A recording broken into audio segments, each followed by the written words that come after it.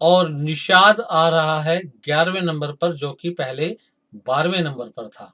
तो कुल मिलाकर चेंज क्या हुआ, गा और नी ये दोनों स्वर अपने स्थान से एक एक स्वर नीचे उतर गए और एक नई वैरायटी आई, एक नई मूर्छना का जन्म हुआ जिसका नाम है रजनी, जो कि आधुनिक काल के काफी थाट के समान है। काफी थाट में गंधार और निषाद दोनों स्वर कोमल होते हैं।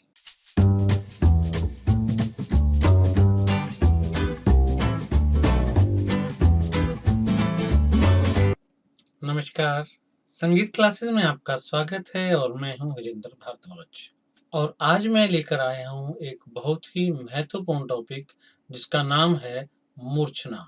मूर्छना 12वीं क्लास से लेकर बीए, एमए और यूजीसी तक के सिलेबस का एक बहुत ही महत्वपूर्ण टॉपिक है। थोड़ा सा टिपिकल टॉपिक है, इसलिए वीडियो को बिना स्किप किए ध्यान से देखिएगा। और हाँ, मूर्छना समझने से पहले स्वर, सप्तक, राग और थाट ये चारों टॉपिक जरूर समझ लें ताकि आप मूर्छना को आसानी से समझ सकें। तो आइए चलते हैं अपने टॉपिक की ओर, जिसका नाम है मूर्छना। वेस्टर्न म्यूजिक में इसे मोड कहा जाता है। मूर्छना शब्द की उत्पत्ति मूर्छ धातु से हुई है, जिसका अर्थ है चमकना अथवा उभरना। जो स्वर समूह मन के भावों को उभारने का काम करे उसे मूर्छना कहते हैं। और अगर हम शाब्दिक परिभाषा की बात करें तो 7 स्वरों के क्रमानुसार आरोह अवरोह को मूर्छना कहते हैं। मतलब स्वर 7 होने चाहिए, सातों स्वर क्रमानुसार होने चाहिए और उनका आरोह तथा अवरोह दोनों होने चाहिए, तो इसे मूर्छना कहेंगे। मूर्छना ग्राम पर आधारित होती है। जिस तरह से आधुनिक काल में थाट हैं, उसी तरह से प्राचीन काल में ग्राम कह सकते हैं। एक ग्राम से 7 मूर्छनाओं की उत्पत्ति हो सकती है। और क्योंकि प्राचीन काल में ग्राम 3 थे, इसलिए मूर्छनाएं कुल 21 होनी चाहिए। परंतु एक ग्राम, जिसे गंधार ग्राम कहा जाता है, लुप्त माना गया है और 2 ही ग्राम बचे थे, षडज ग्राम और मध्यम ग्राम। और इन दोनों ग्रामों से कुल 14 मूर्छनाएं उत्पन्न होती थी और 14 मूर्छनाएं ही प्रचलन में थी। और एक बात मैं और कहना चाहूंगा, आप देख रहे हैं आपके सिलेबस से रिलेटेड टॉपिक्स को मैं बड़ी मेहनत से एनिमेशन के माध्यम से बनाता हूं, जिसपे बहुत ही समय लगता है। इसलिए प्लीज इसे शेयर करें, सब्सक्राइब करें। मूर्छनाएं बनती कैसे हैं, आइए जरा विस्तार में समझते हैं। हम जानते हैं संगीत में 7 शुद्ध स्वर हैं, 4 कोमल स्वर हैं और 1 तीव्र स्वर है। और अगर इन तीनों को मिलाकर देखें तो ये कुल स्वर हो जाते हैं हमारे पास 12, जिनमें 7 शुद्ध हैं, 4 कोमल हैं और 1 तीव्र है। कोमल, शुद्ध और तीव्र स्वर कैसे बने, ये जानने के लिए आप इसी चैनल पर स्वरों पर आधारित ट्यूटोरियल देख सकते हैं। मूर्छना को समझने के लिए मैं हारमोनियम या कीबोर्ड का एग्जाम्पल यूज करने जा रहा हूं। ये हमारा कीबोर्ड है। दुनिया के सभी कीबोर्ड्स का एक फिक्स पैटर्न होता है। अगर आप इसे ध्यान से देखें तो 2 ब्लैक की का एक सेट है, फिर 3 कीज हैं, फिर 2 ब्लैक कीज हैं, फिर 3 ब्लैक कीज हैं। 2 और 3 को मिला दें तो कुल 5 ब्लैक कीज का एक सेट होता है। उसके बाद अगली 5 की से अगला सेट बनता है। और हारमोनियम में इस तरह के कम से कम 3 सेट होते हैं। मैं फिलहाल यहाँ समझाने के लिए 2 ही सेट ले रहा हूँ, क्योंकि 2 सेट से हमारा काम चल सकता है। और अब हम इस कीबोर्ड पर अपने 12 के 12 स्वर स्थापित करते हैं। इस कीबोर्ड में बटनों का जो पैटर्न दिया हुआ, इसकी खासियत एक और भी है कि हम कहीं से भी शुरू करें, 12 स्वरों के पश्चात जो अगला स्वर होगा, मतलब अगले सप्तक का पहला स्वर होगा, वो अगले सप्तक की उसी की पर आएगा जहां से पहला सप्तक शुरू हुआ था। जैसे कि यहाँ पर शुरू हुआ है, दोनों ब्लैक की से जस्ट पहले वाले बटन पर 1 है, तो 13वां स्वर मतलब अगले सप्तक का पहला स्वर भी 2 ब्लैक की से जस्ट पहले आएगा। और अब इन 12 के 12 स्वरों को हम इस कीबोर्ड पर स्थापित कर देते हैं। दोबारा फिर अगला सप्तक, जैसा कि मैंने बताया था, सेम पैटर्न रहेगा और जो की बच गई है, इस पर अगले सप्तक का सा है। ये 12 के 12 स्वर हारमोनियम या कीबोर्ड पर इस तरह से बजाए जाएंगे। लेकिन मूर्छना को समझने के लिए हमें केवल शुद्ध स्वरों की आवश्यकता है, इसलिए हम केवल शुद्ध स्वरों को रखेंगे। तीव्र और कोमल स्वर मतलब विकृत स्वरों को यहाँ से हटा देते हैं। विकृत स्वरों को हटाने के बाद शुद्ध स्वरों की जो सीक्वेंस रहती है वो है 1, 3, 5, 6, 8, 10 और 12। मतलब पहली पर सा, तीसरी पर रे, पांचवी पर गा, छठी पर माँ, आठवीं पर पा, 10वीं पर धा और 12वीं पर नी। ये सीक्वेंस बहुत जरूरी है, बहुत महत्वपूर्ण है, इसे आप याद रखें। कीबोर्ड से भी हम विकृत स्वरों को हटा देते हैं और कीबोर्ड पर आप देख पा रहे होंगे 1, 3, 5, 6, 8, 10, 12 पर सारे गामा पा धा नी स्वर स्थापित है। और अभी हम एक सप्तक पर ही काम कर रहे हैं, इसलिए बाकी के स्वर भी हटा देते हैं। अब ये सारे गामा पा धा नी 7 स्वर रह गए, जो कि क्रमशः पहले, तीसरे, पांचवें, छठे, आठवें, 10वें और 12वें स्थान पर स्थापित हैं। आप ऊपर कीबोर्ड में भी देख सकते हैं। तो जब ये सातों स्वर इस क्रम में हो, इस सीक्वेंस में हो, तो ये एक मूर्छना बनती है और इस मूर्छना को कहा जाता है उत्तर मंद्रा, जो कि आधुनिक काल में बिलावल थाट के समान है। तो ये षडज ग्राम की पहली मूर्छना है। अब चलते हैं दूसरी मूर्छना की ओर, लेकिन उससे पहले मैं आपको बताना चाहूंगा कि नोटबुक आप साथ में रखें और उस पे इस ढंग से सारे गामा पा धा नी लिख लें। ये थी पहली मूर्छना, जहां पहले स्वर को सा मानकर दी गई सीक्वेंस के आधार पर स्वरों को बजाया गया, तो सातों शुद्ध स्वर हमें प्राप्त हुए, जिसका नाम हमने रखा उत्तर मंद्रा और जिसे आधुनिक काल में कहते हैं बिलावल थाट। अब हम जानेंगे रे की मूर्छना कैसे बनेगी। अब देखें, रे है तीसरे नंबर पर। हमें करना क्या है कि इन सातों स्वरों की सीक्वेंसिंग हमें तीसरे नंबर के स्वर से करनी है। ध्यान रहे, हम यहाँ कीबोर्ड पर स्वरों का पाथ चेंज नहीं कर सकते। सा की मूर्छना बनाते समय हमने सभी व्हाइट स्वर लिए थे, कोई भी ब्लैक स्वर नहीं लिया था। तो रे की मूर्छना बनाते समय भी हम कोई भी ब्लैक स्वर नहीं लेंगे, पाथ हमारा वही रहेगा, केवल सोर्स और डेस्टिनेशन चेंज होते रहेंगे।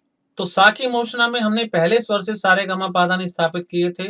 अब रे की मूर्छना है, तो रे को हम पहला स्वर मानेंगे और उस पर सा की स्थापना करेंगे। और जैसा कि मैंने बताया, हमें पाथ चेंज नहीं करना है, मतलब कोई भी स्वर ब्लैक की पर स्थापित नहीं करना है। तो रे आएगा तीसरे नंबर पर, मतलब कोई चेंजिंग नहीं है। अब देखें जरा गा को। गा होना तो चाहिए था 5वें नंबर पर, लेकिन अब कहां हो गया? चौथे नंबर पर। मतलब गा अपने स्थान से एक स्वर नीचे उतर गया। उसके बाद छठे नंबर पर मध्यम, उसके बाद 8वें नंबर पर पंचम, 10वें नंबर पर धैवत और निषाद आ रहा है 11वें नंबर पर, जो कि पहले 12वें नंबर पर था। तो कुल मिलाकर चेंज क्या हुआ? गा और नी ये दोनों स्वर अपने स्थान से एक एक स्वर नीचे उतर गए और एक नई वैरायटी आई, एक नई मूर्छना का जन्म हुआ, जिसका नाम है रजनी, जो कि आधुनिक काल के काफी थाट के समान है। काफी थाट में गंधार और निषाद दोनों स्वर कोमल होते हैं। तो ये थी ऋषभ की मूर्छना, क्योंकि इसका सा रे के स्थान से शुरू हुआ था। अब देखते हैं अगली मूर्छना को। पिछली मूर्छना में हमने दूसरे स्वर से शुरुआत की थी, अब हम शुरुआत करेंगे तीसरे स्वर से। मतलब सा को यहां से हटाएंगे और अगले स्वर पर ले आएंगे। अब देखते हैं रे। रे को होना चाहिए था तीसरे नंबर पर, लेकिन अब आ रहा है दूसरे स्थान पर, मतलब अपने स्थान से एक स्वर नीचे। ठीक इस तरह से गंधार भी एक स्वर नीचे आ रहा है। छठे नंबर पर मध्यम, 8वें नंबर पर पंचम और 9वें नंबर पर आ रहा है धैवत, जो कि पहले 10वें नंबर पर था, और 11वें नंबर पर निषाद, जो कि पहले 12वें नंबर पर था।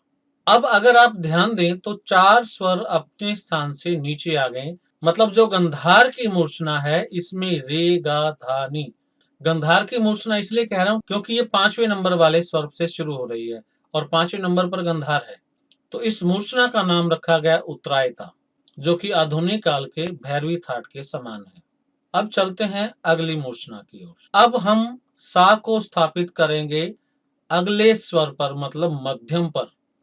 तो यहां से सा को हटाते हैं और ले आते हैं मध्यम वाले स्थान पर। मतलब मध्यम को हमने एक मानना है। यहां पर सा आ गया।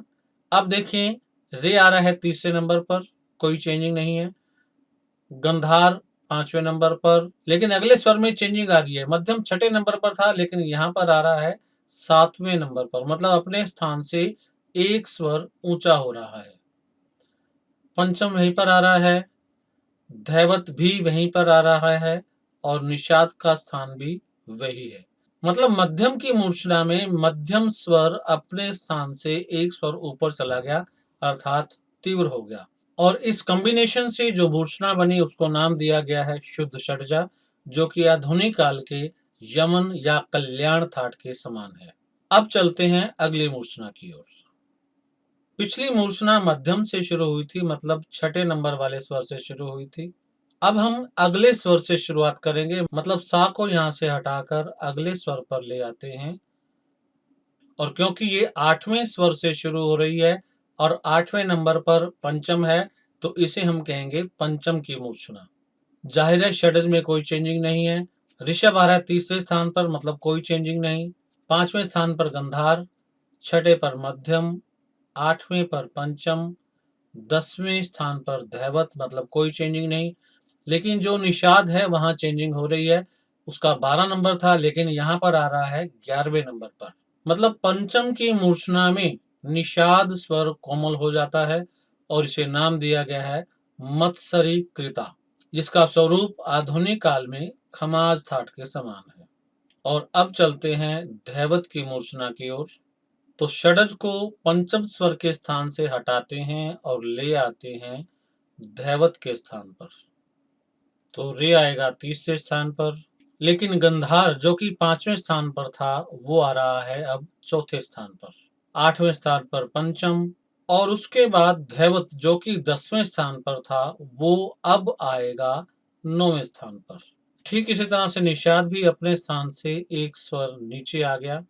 इस तरह से ये जो नया कॉम्बिनेशन आया, इसे प्राचीन काल में जाना जाता था अश्वक्रांता मूर्छना के नाम से, जो कि आधुनिक काल के आशावरी थाट के समान है। ये थी धैवत की मूर्छना। अब हम चलते हैं निषाद की मूर्छना की ओर। तो सा जो कि धैवत वाले स्थान पर था उसे हम यहाँ से हटाते हैं और ले आते हैं नी के स्थान पर। और नी के स्थान से जब हम सातों स्वरों को स्थापित करते हैं तो एक अजीब सा कॉम्बिनेशन हमारे सामने आएगा। रे तीसरे नंबर पर होना चाहिए था, लेकिन दूसरे स्थान पर आ रहा है, मतलब अपने स्थान से एक स्वर नीचे, अर्थात कोमल। उसके बाद गंधार भी चौथे नंबर पर आ रहा है, मतलब अपने स्थान से एक स्वर नीचे। और मध्यम अपने स्थान पर आ रहा है, मतलब छठे नंबर पर। और अगला स्वर जो कि पंचम है, जिसे होना चाहिए था 8वें नंबर पर, लेकिन वो आ रहा है 7वें नंबर पर। और यदि 7वें नंबर पर आ रहा है तो मध्यम के तुरंत बाद तीव्र मध्यम होता है, पंचम के दो रूप नहीं होते, इसलिए 7वें नंबर पर हम तीव्र मध्यम मानेंगे। उसके बाद अगला स्वर 9वें नंबर पर है, जो कि कोमल धा बनता है। और इसके पश्चात अगला स्वर 11वें नंबर पर आ रहा है, जो कि कोमल नी बनता है। तो ये कॉम्बिनेशन देखिए, इसमें रेगा धानी चारों स्वर कोमल है, मध्यम स्वर तीव्र है और पंचम है ही नहीं। और जरा इस कॉम्बिनेशन को देखिए, इसमें रेगा धानी चारों स्वर कोमल है और मध्यम दोनों है, शुद्ध मध्यम भी है और तीव्र मध्यम भी है, और पंचम यहां से गायब है। तो इस अजीब से कॉम्बिनेशन को जाना जाता था अभिरुद्ध गता के नाम से। इस तरह का आधुनिक संगीत में कोई भी थाट नहीं है, लेकिन वेस्टर्न म्यूजिक में मूर्छना को मोड कहा जाता है और इस मोड का नाम है लोरियन। इस कॉम्बिनेशन को लोरियन मोड के नाम से वेस्टर्न म्यूजिक में जाना जाता है। तो ये थी निषाद की मूर्छना। आइए सभी मूर्छनाओं को शॉर्ट में एक बार फिर से देखते हैं। 7 स्वर हैं, सा रे गा मा पा धा नी। सा की मूर्छना हमें मिली थी सा रे गा मा पा धा नी, जिसमें सभी स्वर शुद्ध थे, जिसका नाम रखा गया था उत्तर मंद्रा। आजकल इसे बिलावल थाट के नाम से जानते हैं। रे की मूर्छना में गा और नी स्वर कोमल थे। नाम था रजनी, आधुनिक काल में काफी थाट के समान है। गा की मूर्छना में रेगा धानी चारों स्वर कोमल थे। नाम था उत्तरायता, आधुनिक काल के भैरवी थाट के समान है। माँ की मूर्छना में मध्यम स्वर तीव्र था। नाम है शुद्ध षड्जा और आधुनिक काल के यमन थाट के समान है। पंचम की मूर्छना में निषाद स्वर कोमल था। नाम था मत्सरीकृता, आधुनिक काल के खमाज थाट के समान है। ठीक इसी तरह से धैवत की मूर्छना में गा, धा और नी तीनों स्वर कोमल थे। नाम रखा गया अश्वक्रांता, आधुनिक काल के आशावरी थाट के समान है। और निषाद की मूर्छना थी। रे गा धानी चारों स्वर कोमल हैं, दोनों मध्यम है और पंचम है ही नहीं। नाम रखा गया अविरुद्ध गता, जिसे आधुनिक काल में वेस्टर्न म्यूजिक में लोरियन मोड के नाम से जाना जाता है। आइए जानते हैं मूर्छना के लक्षणों के बारे में। मूर्छना ग्राम पर आधारित होती है क्योंकि ग्राम से ही इसकी उत्पत्ति होती है। मूर्छना हमेशा संपूर्ण होती है, मतलब हमेशा 7 स्वर होंगे, ना उनसे एक कम ना एक ज्यादा। मूर्छना में 7 स्वर क्रमानुसार होते हैं। और अगला नियम है, मूर्छना में आरोह अवरोह दोनों होते हैं। मूर्छना मध्य सप्तक के जिस स्वर से शुरू होती है, आरोहित होती हुई मतलब असेंडिंग वे में तार सप्तक तक जाती है और उसी स्वर तक जाती है, और फिर वहां से वापिस मतलब डिसेंडिंग होते हुए मध्य सप्तक के उसी स्वर पर जहां से उसकी शुरुआत हुई थी वहां पर आकर समाप्त होती है। मतलब अगर सा से शुरू हुई है तो तार सप्तक के सा तक जाएगी तथा वापस मध्य सप्तक के सा पर खत्म होगी, और अगर रे से शुरू हुई है तो तार सप्तक के रे तक जाएगी और वापस मध्य सप्तक के रे पर आकर समाप्त होगी। आज के लिए इतना ही काफी है। फिर मिलते हैं अगले टॉपिक के साथ। तब तक के लिए नमस्कार।